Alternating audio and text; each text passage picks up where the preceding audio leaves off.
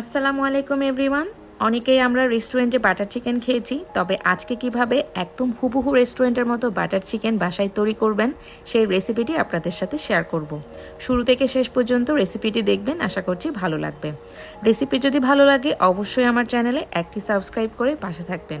চলুন তাহলে দেখে নেওয়া যাক পুরো রেসিপিটি।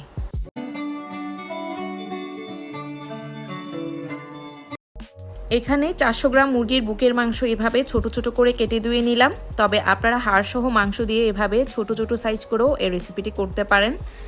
আর 1 চা চামচ নিলাম লেমন পেপার, এটার পরিবর্তে আপনারা লেবুর রস ব্যবহার করতে পারবেন। আর 1 চা চামচ করে আদা রসুনের বাটা নিলাম। ঘরে বানানো গরম মশলা নিলাম 1 চা চামচ। আর এই ঘরে বানানো গরম মশলায় জিরা গুঁড়া আর ধনিয়া গুঁড়ো ব্যবহার করা হয়েছে, তাই আমি এক্সট্রা করে এই মশলাগুলো দিলাম না। আধা টেবিল চামচ নিলাম লাল মরিচের গুঁড়ো আর 1 টেবিল চামচ নিলাম টক দই। এবার সব উপকরণগুলো ভালোভাবে হাতে মেখে নিতে হবে। আর এই বাটার চিকেন রান্নার দুইটি ডিফারেন্ট স্টেপস রয়েছে। একটি হচ্ছে চিকেনগুলো এভাবে চিকেন টিক্কার মতো করে রান্না করা, আর আরেকটি হচ্ছে চিকেনের জন্য একটি ঝোল কিংবা গ্রেভি রান্না করা। দিয়ে দিলাম স্বাদ মতো লবণ। এবার মেখে নেওয়ার পর চিকেনগুলো আধা ঘন্টার মতো ম্যারিনেট করে রাখতে হবে। এদিকে বাটার চিকেনের গ্রেভির জন্য 4টি টমেটো কিউব করে কেটে নিলাম, 1 কাপ পেঁয়াজ কিউব করে কেটে নিলাম, 3টি রসুনের কোয়া, 1 টেবিল চামচ হবে এমন আদা কুচি, 2টি আস্ত কাঁচামরিচ, 1 চা চামচ হলুদ, আধা টেবিল চামচ লাল মরিচের গুঁড়ো, 1 টেবিল চামচ পাপরিকা মরিচের গুঁড়ো, কালারের জন্য মেইনলি ব্যবহার করছি, আধা টেবিল চামচ নিলাম গরম মশলা, 3টি লবঙ্গ, 3টি এলাচ, 4টি ছোট সাইজের দারচিনি এবং নিলাম স্বাদ মতো লবণ। আরও নিলাম 7 থেকে 8টি ভাঙানো কাজু বাদাম, আধা কাপ হুইপড ক্রিম এবং আধা টেবিল চামচ কাসুরি মেথি। রান্নার জন্য একটি পাতিলে 2 টেবিল চামচ অলিভ অয়েল দিয়ে তাতে গোটা মশলার পেঁয়াজ কুচিগুলো দিয়ে দিলাম। এখন দিয়ে দিচ্ছি গোটা 3 কোয়া রসুন আর আদাগুলো, সাথে 2টি আস্ত কাঁচামরিচ এবং রেডি করে রাখা মশলাগুলোও একসাথে দিয়ে এবার ভালো করে মিশিয়ে নিতে হবে। চুলার আঁচ লো টু মিডিয়ামে থাকবে। এবার 20 থেকে 30 সেকেন্ডের মতো মশলাগুলো মিশিয়ে নিয়ে দিয়ে দিচ্ছি কেটে রাখা টমেটোগুলো দিয়ে 1 থেকে 1.5 মিনিট মশলার সাথে ভালো করে মিশিয়ে নিতে হবে এবং এরপরে দিয়ে দিচ্ছি কাজু বাদাম। নেড়ে সব কিছুকে আবারও মিশিয়ে নিতে হবে।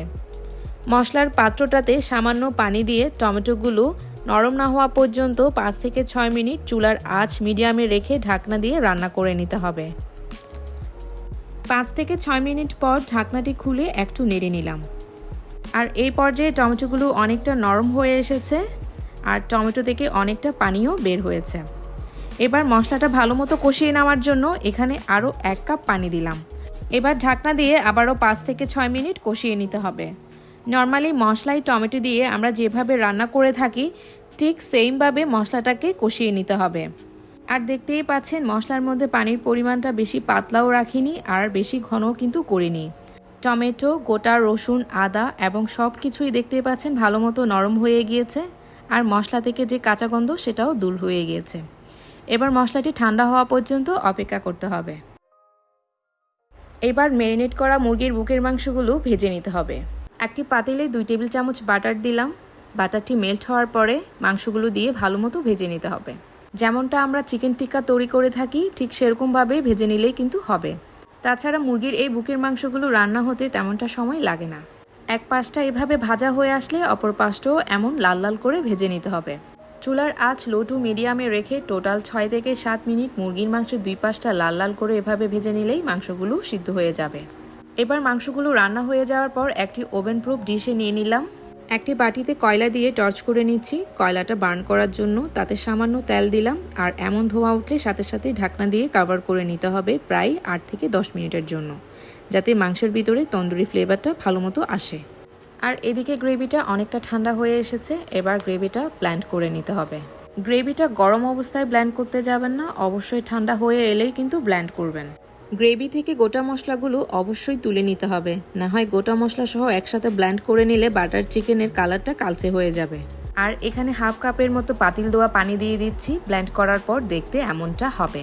এবার গ্রেভিটা এমন একটা ছোট ছিদ্রের স্ট্রেনারে নিয়ে ছেঁকে নিতে হবে। আর এমন স্ট্রেনার আশা করছি এখন মোটামুটি সবার বাসায় রয়েছে। এবার একটি চামচ দিয়ে অনবরত নাড়তে হবে যাতে খুবই ক্রিমি স্বচ্ছ একটি টেক্সচার আসে। স্ট্রেনারটা ছোট হওয়াতে 2 থেকে 3 বারে করতে হয়েছে, কিন্তু বড় স্ট্রেনার নিলে সবটাই একসাথে ছেঁকে নিলে কাজটা আরও তাড়াতাড়ি হবে। আর এভাবে বারবার ছেঁকে নেওয়ার পর অবশিষ্ট কিছু মশলা থাকবে, সেগুলো হালকা পানি দিয়ে আবারও ছেঁকে নিতে পারেন। যাতে পুরো মশলাটা গ্রেভিতে ভালো মতো আসে। আর গ্রেভিটা চাইলে ডিপ ফ্রিজেও সংরক্ষণ করতে পারবেন 1 থেকে 1.5 মাসের মতো। সেক্ষেত্রে যখনই খেতে ইচ্ছা হবে আলাদাভাবে মাংসটা ভেজে নিলে রান্নাটা আরও ইজি হবে। এবার আরেকটি পাতিলে 4 টেবিল চামচ বাটার দিলাম। আর অবশ্যই এই পর্যায়ে গ্রেভিটা রান্নার জন্য বাটারই ব্যবহার করতে হবে। আর বাটারটা মেল্ট হওয়ার পর ছেঁকে রাখা গ্রেভিটা ঢেলে দিতে হবে। আর অপেক্ষা করতে হবে একটা বলক ওঠা পর্যন্ত। আর অবশ্যই এরই মাঝে নাড়তে থাকতে হবে, না হয় পাতিলের তলানিতে লেগে যাওয়ার সম্ভাবনা থাকবে, যেহেতু গ্রেভিটা এ পর্যায়ে এখন অনেকটা ঘন। আর একবার বলক উঠে গেলে দিয়ে দিতে হবে ভেজে রাখা চিকেনগুলো। আর চিকেনগুলো গ্রেভির সাথে ভালো মতো মিশিয়ে নিতে হবে। এবার চুলার আঁচ লো টু মিডিয়ামে রেখে ঢাকনা দিয়ে চিকেনের সাথে গ্রেভিটা আরও 6 থেকে 7 মিনিট রান্না করে নিতে হবে।